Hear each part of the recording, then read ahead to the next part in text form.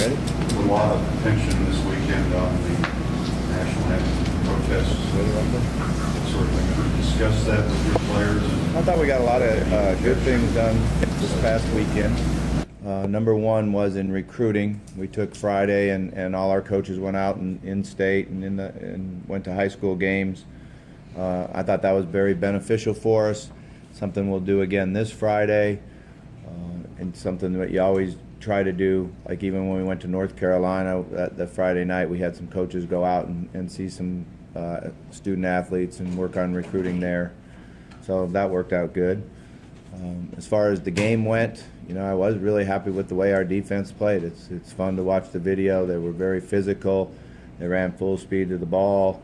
They did a good job on assignments. That offense always challenges you to do your assignments, and they did a good job with that. And they prepared and put it all in 4 days of practice, which was good to see. And then something we spent any time working on, that style of offense. So they learned quick, and Dorian had a really good game for us. He was running around. He was very physical. He's very tough. We got a lot of young guys in, and used a lot of defensive linemen. I also thought Gigi had one of his best games. I was really excited to see how physical he played. So it was a good deal for them. Offensively, we got the ball in a lot of different guys' hands. Lamar was, threw the ball for a very high percentage. Didn't like the fact that we had interceptions. One of them certainly wasn't his fault. It went right through the hands. But the other one was a bad decision, bad throw, really. Decision was right. It just wasn't a good throw. But I thought he played well. I thought he executed. It's frustrating when you sit there and you don't have the ball very many plays. I think in the first half we had 31 snaps, ended up 57 for the game. So we didn't, it was a really slowed down pace that they played. But I thought our guys did a good job keeping their poise. What it did do is take reps away from our younger guys on offense. But when Puma came in, he did a nice job. He showed that he can throw the ball. I was really happy with his confidence and the fact that when he saw something, he believed it and made a couple checks out there. Did a good job distributing the football, getting it in the right places.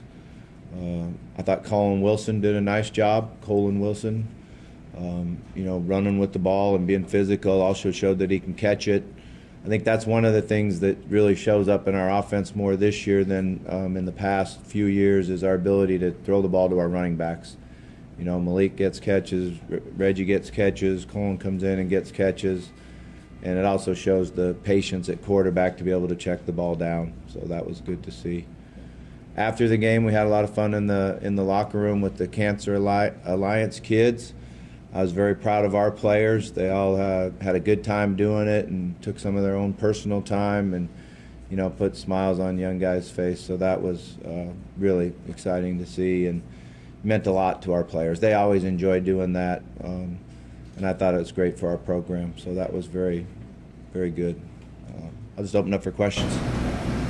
Bobby, how do you think this stretch going on this team when you get back in the ACC play? Yeah, the practice has to really help us. How hard we're practicing, how physical we're practicing, our timing. We've got to see we have to have a really good week of practice this week, and with the short week next week to play on Thursday night, I think it's really important that this is a great week of practice. I thought last week was very beneficial to us in the practice because it was also very, very hot. And I'm very proud of our training staff and, coming to us early in the week and saying, hey, we need to get back to camp mode. We got to start hydrating right, and we put a really good plan together for our players. We didn't have anybody cramp up during the game the other day or, any IVs. So that was very impressive. Kyle Johnson and his staff did a great job. So I thought that'll help us. That'll pay off that, we had to practice real hot temperature and had to play in it. When you play a team like NC State, I guess coming out of it and looking at what they did at Florida State, how much does that kind of affect your outlook for the ACC in terms of how competitive it is? It's competitive, yeah. NC State's been very good. We've had some great battles with them. Last year we got ahead of them early. and that helped us. But it's all the same guys. You know, you watch them play, it's all the same guys we've been playing, all the same defensive line, all the same linebackers. You know, so they're a very good football team. What made Gigi so effective? What stood out about his performance? I think he's doing a nice job using his hands and shooting his hips. You know, he was more physical than some of their old linemen, so that helped him too. But he's playing at a higher tempo and a faster pace, and you know, it's something that you learn to do as a young guy. You learn how to play faster and get to your technique quicker than the guys that are trying to block you. You said you wanted to play Russ East a lot Saturday. You did get to play him a lot. What did you like that you saw out of him? Were you pleased with him? Yeah, he did a good job, but he wasn't challenged. You know, they didn't really throw the ball, but when they did throw the ball, we had really good coverage. You know, one thing about Russ is he's a good defender, but he's also very tough and a very, very good tackler. So, you know, I think we'll get more looks this week when they come out, and the passing game that they run will challenge our secondary more. You gave him an opportunity to run punch back, I think, in the second half. He did, I guess, well on one, but not on another one. Can you just kind of assess? Yeah, the learning of the punt returners, you know. You know, I thought he did a really nice job on that return. I think he had a 13-yard return, had a really close chance to breaking it. And then the second one, he got lost. You know, when you're lined up there, you should line up on the 10-yard line, heels on the 10, don't back up, is what you're taught. And, you know, his inexperience showed up there. He just didn't know where he was at on the field. So that's something that I think's really been hurting us. Something that I'm not very happy with is our punt return team. Obviously, we've lost Jair, but when you look at even the Clemson game, the field position has really killed us. Starting inside the 10 as many times as we have, this might be the record in any season I've had, and that many times in 4 games. Are you surprised how the Orients progressed so quickly, or what's your opinion? I think he's surprised about it. Yeah, I was telling someone the other day that he's, you know, still kind of surprised that he's doing all this, playing this much and everything, but not really. You know, when you watched him in high school, he was really a good football player, and then when you went and visited him at the high school, he was very mature. You know, he had to travel a long way every day to go to school and back home, and you know, the hours were really hard. So he showed his maturity and his drive to be a really good player. He just has great instincts and feel for the game, and he's smart. You know, he's able to learn in the classroom and carry it over to the field, which sometimes for newcomers and freshmen that's hard to do, but he's very, very intelligent as far as a football player goes. There's a lot of attention this weekend on the national anthem protests, sort of thing. Have you discussed that with your players, and do you have any objections if they decide to kneel? Well, we're not out on the field with the national anthem, so we wouldn't have that issue come up. But yes, I have. You know, I talked to our players last night about it. It's certainly something that's in our sport and is a national story. So what I told them was that I would always stand for the national anthem, because when I think of the national anthem, I'm picturing us beating the Redcoats, winning World War I, or, you know, I was fortunate enough to be able to go coach the Pro Bowl over in Hawaii, so I picture being there and being at Pearl Harbor and when the Japanese attacked. So everything that I picture when it comes to the national anthem is about somebody out there fighting for us and allowing me to have the freedom to be a football coach. And then I also told them that the greatest thing about the United States of America is you have the freedom of choice.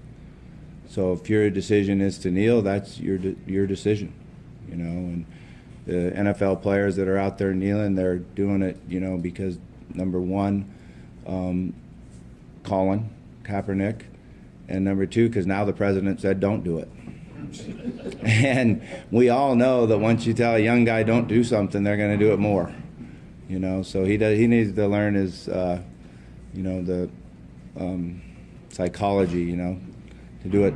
Tell them to kneel, and they wouldn't. But you know, I just wanted our players to really be aware of it. You know, I also get real upset that our president is out there tweeting you know, because I think that he's in a position where he could really help our country and do a lot of good things. And there's a lot more things more important than tweeting about football and basketball and those things. So I just wanted our players to understand my point of view. Then I also read them some comments from some of the NFL players and Coach Tomlin and why he chose to keep the Steelers in the locker room.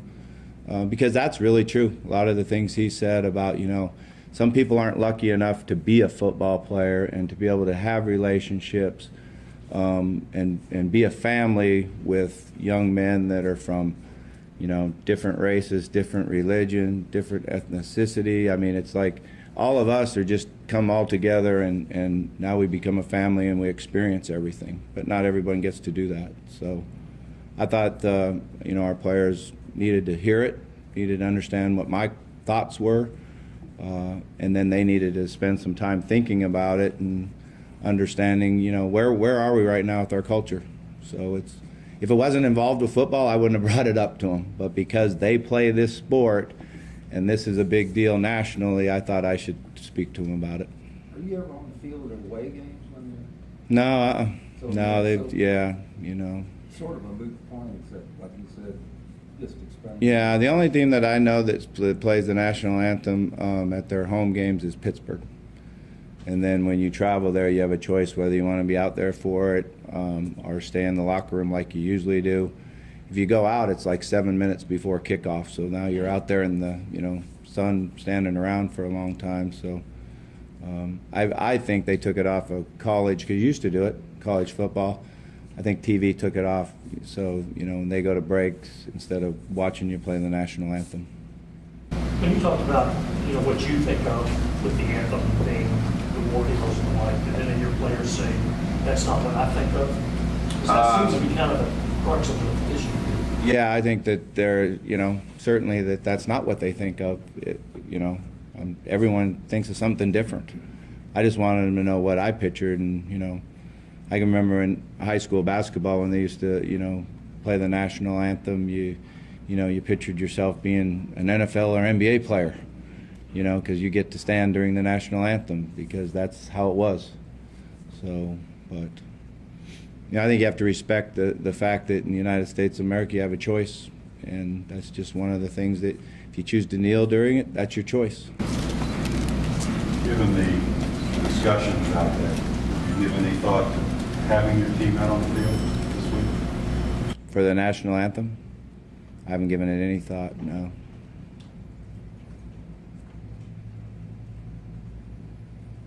Coach, back to football. You talked early in the year about, no, I was not gonna- The squirrel.